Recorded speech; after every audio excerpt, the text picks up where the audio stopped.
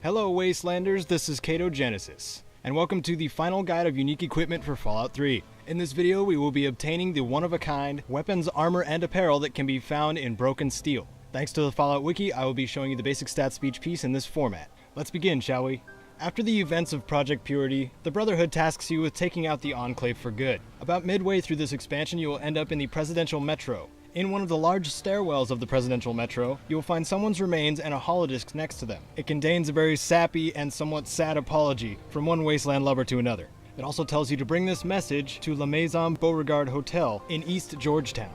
Inside you will find a Talon Company bounty hunter by the name of Lagbolt, and being he wasn't expecting you, he will attack on sight. There are 3 pieces of equipment in here, and the first 2 you will probably get first is Lagbolt's combat armor and shades. Lagbolt's shades will give you a damage resistance of 1 and a bonus to your lockpick and sneak skills by 3, whereas the combat armor will give you a damage resistance of 38, a 10-point bonus to your maximum action points, and 10 points to your big gun skill. Where he was pacing impatiently, you will also find a suitcase. Inside this suitcase you will find the All-Nighter Nightwear. This is part of a matching set with the Naughty Nightwear. It has a damage resistance of 1 and increases your endurance and charisma by 1.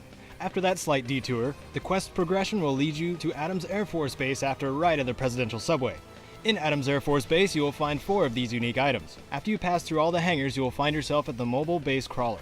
If you take a trip further down the runway, you will see the Adams Storage Facility, where you will find the Rapid Torch Flamer. This unique flamethrower has a damage of 16 and a damage over time of 2 per second for 5 seconds, a critical damage of 1, and a critical chance multiplier of 0.5. This has a high AP cost like most heavy weaponry, but its fire rate is much faster than the other flamethrowers. This releases flames fast enough to be fired as if it were a semi-automatic flamethrower. Try rapidly tapping the fire button next time you have this flamethrower, and you'll see what I mean. The next 3 unique pieces are in the mobile base itself, and the next is a flamethrower called the Slow Burn Flamer. This can be found in the Deathclaw Labs section behind a force field. It has a higher damage and damage over time of the Rapid Torch Flamer because it uses 3 ammunition per shot with an identical critical chance and multiplier. This one may be a better alternative if you have a surplus of flamer fuel. The next 2 can be found in the Armory, specifically equipped to the Armory Master.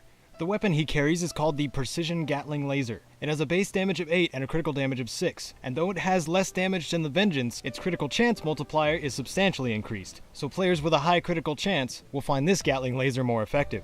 After you take down the Armory Master, you will also notice that he has a composite recon helmet. Compared to the regular recon helmet, the damage resistance has not changed, but like many other types of headwear, you now gain a bonus to perception, making it fairly worthwhile to obtain. The 8th and last item on this list is Callahan's Magnum. After climbing your way to the top of the mobile base crawler, you are given the choice to call down a tactical strike on the mobile base itself or on the Citadel. The only way to obtain this Magnum is to turn your back on the Brotherhood of Steel, and this will forfeit some repeatable quests. But if you decide to punch a massive hole through the hopes and dreams of Elder Lyons, you will gain access to the Brotherhood Armory. Inside and next to a desk with an active terminal, you will find Callahan's Magnum inside a safe.